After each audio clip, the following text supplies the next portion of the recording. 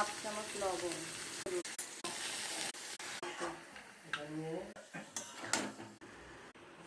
Meet মশলা,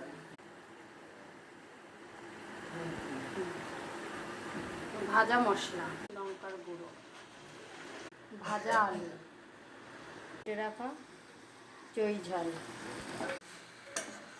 কষানো হয়ে গেছে, তারপর জল ঢেলে দেবো।